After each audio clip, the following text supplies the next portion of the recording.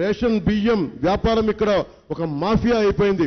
ఇక్కడి నుంచి తీసుకెళ్లి కాకినాడలో ఉండే ద్వారంపూడి చంద్రశేఖర్ రెడ్డికి వెళ్ళిపోయి అక్కడి నుంచి కాకినాడకి ఆఫ్రికాకి ఎక్స్పోర్ట్ అయిపోతా ఉన్నాయి. పొన్నూరులో బార్నబస్ అనే ఒక దళిత యువకుడు నిలదీసినందుకు కిరాయి మోకల చేత హత్య చేయించారు. అది ఈ రోజు వరకు రాష్ట్రానికి అందరికీ తెలియదు. బార్నబస్ ఎట్లా చేశారో ఆ కేసుని బయటికి తీసుకొచ్చి ఆ దళితులు ఆ నిందితులకి శిక్ష పడేలా చేస్తాం. వైసీపీ మిల్లుకి చెందిన ఒక రైస్ మిల్కి పిలిపించి ముందు వార్నింగ్ ఇచ్చారు బార్నబస్కి. ఇచ్చి అధికార పార్టీ అండదండలతోటి ఆ యువకుడిని అతన్ని చంపేశారు. అలాగే రైతుల నుంచి కొనుగోలు చేసిన మొక్కజొన్నలో ప్రతి ఎమ్మెల్యే కమిషనే దాదాపు 26 కోట్లు తీసుకున్నారు. కొనుగోలు కేంద్రాల్లో రైతుల నుంచి బస్తాకి 200 రూపాయలు 100 రూపాయలు చొప్పున ఎమ్మెల్యేకి వెళ్ళిపోతా ఉంటే అసలే గిట్టుబాటు ధర లేదు, లాభసాటి ధర లేదు, మద్దతు ధర ఇవ్వరు, ధరల స్థిరీకరణ నిధి లేదు. వచ్చిన పంటకి మళ్ళీ కూర్చొని 100 రూపాయలు 200 ఇమ్మంటే ఇది క్లాస్ వారి గురించి మాట్లాడతారు. కష్టం కండ కరిగించి రక్తాన్ని మరిగించి పండించిన రైతుకి, భూమిని దున్నిన రైతుకి మళ్ళీ ఎమ్మెల్యే కూర్చొని దోపిడీ చేస్తే ఎక్కడికి పారిపోతాం? పోలవరం గురించి మాట్లాడితే పోలవరం గురించి నాకు తెలియదు అంటాడు అంబటి రాంబాబు గారు. ఏదన్నా మాట్లాడితే నాకు నా మీద పెద్ద ఎత్తున రంకెలేస్తా ఉంటాడు ఆయన. కొమ్ములు ఇరిచేస్తాం పిచ్చ ఆశాలు వేస్తే. మీరు ఆలోచించండి. పోలవరం ప్రాజెక్టుకి జలవనరుల శాఖ మంత్రి అతను. పోలవరం ఎప్పుడు అవుద్దంటే నాకేం తెలుసు అని చెప్పి కూర్చొని డ్యాన్స్ ప్రాక్టీసులు చేస్తాడు. తమాషాలు అనుకుంటున్నారా వీళ్ళు? ఇది సరదాలు అనుకుంటున్నారా?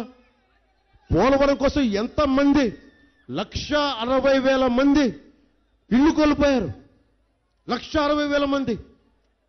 మంత్రి పదవి బాధ్యత సరదాలు కాదు. నేను సినిమాల్లో డాన్సులు చేస్తాం, నేను చేయడానికి ఆలోచిస్తాం. సరదాగా డాన్సులు చేయమని నేను కాదను. కూర్చొని సీరియస్గా ఒక హీరోలా కూర్చోబెట్టి డాన్సులు చేయడానికి నీకు మంత్రి పదవి ఇచ్చింది. ఈరోజు మళ్ళీ కూర్చోబెట్టి ఆయన తమ్ముడు అంబటి పొలని మళ్ళీ ఇక్కడికి వచ్చి మళ్ళీ ఇక్కడ దాడులు చేయడానికి, బెదిరించడానికి, హెలిప్యాడ్లు తవ్వించేయడానికి దీనికా మీరు అయ్యింది? అరే నాలాంటి వాడికి మీరు రక్షణ కల్పించలేకపోతే సగటు రైతుకే రక్షణ కల్పిస్తారు, సగటు రైతు కూలీకే రక్షణ కల్పిస్తారు, సగటు ఆడపడుచుకే రక్షణ కల్పిస్తారు, సగటు ఉద్యోగికి ఏం రక్షణ కల్పిస్తారు? భయపడితే లాభం లేదు, ఎదురు తిరగాలి.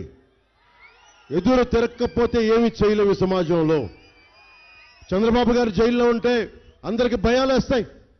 చంద్రబాబు గారు లాంటి నాయకుడినే జైల్లో పెడితే బయటికి ఎలా రావాలి? రాగానే ధూళిపాల్ నరేంద్ర గారిని ఇబ్బంది పెట్టారు. వ్యతిరేకత ఉండొచ్చు, రాజకీయాల్లో గొడవలు ఉంటాయి, మనకి కూర్చొని వేధింపులు ఉంటాయి, అర్థం చేసుకోగలం. కానీ ఈ స్థాయిలోనా ఇంత బెదిరింపులా, చంపేయడాలు, అక్రమంగా కేసులు పెట్టడాలు, ఎవరిని పడితే వాళ్ళని కూర్చొని ఆడబిడ్డల మీద అసహ్యంగా తిట్టడాలు, ఎంత దారుణమైన పరిస్థితి. అంటే మీరు ఏదైనా కూర్చొని అంబటి రాంబాబు గారు ఒకటే చెప్తా, జగన్ కూర్చొని అంబటి రాంబాబు గారు తిట్టిస్తారు, ఇంకో నేను వచ్చిన కాపు కులం నుంచి బలిజ కులాల నుంచి తిట్టిస్తారు. నాకు అనిపిస్తుంది మీరు తిట్టడానికి ఆ కులాన్ని వాడుకునేది మీరు ఎప్పుడు నేర్చుకుంటారు? వయసులు రాలేదా మీ దగ్గరికి? ఈరోజు అంబటి రాంబాబు గారు అల్లుడు కూడా చెప్తా ఉన్నాడు బయటికి, అతనికి ఓటేయిద్దని చెప్పి, ఇంకా అతను అంబటి బుర్రడికి ఓటేయిద్దని. ఇంట్లో వాళ్ళు విసిగిపోయారు వీళ్ళు చేసే పిస్తాశాలకి. 1,60,000 మంది నిరాశ్రయులయ్యారు గిరిజనులు. వాళ్ళకి డ్యాన్సులు చేస్తామా, లేదంటే కనీసం ఉపశమనం కలిగించే మాటలు చెప్తామా? పోలవరం బాధితులకి కూర్చోబెట్టే డ్యాన్సులు, ఏదైనా మాట్లాడితే కూర్చోబెట్టిన తిట్టడాలు. ముఖ్యంగా కాపు సామాజిక వర్గానికి కూడా నా విన్నపం తెలియజేస్తా ఉన్నాం. కాపు సామాజిక వర్గాన్ని పెద్దన్న పాత్ర వహించమని చెప్పి నేను రాజమండ్రిలో చెప్పాను. ఇది ఒక్క కులమని కాదు, అన్ని కులాలకి అండగా ఉండే పెద్దరికం తీసుకోవాలి అంటే మనం నడిచి చూపించాలి.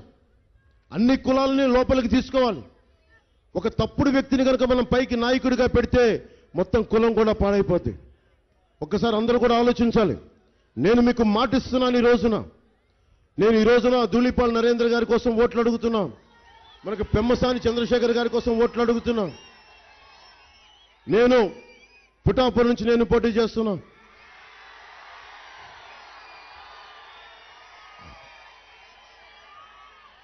నేను పని చేస్తా, పని చేయనిస్తా.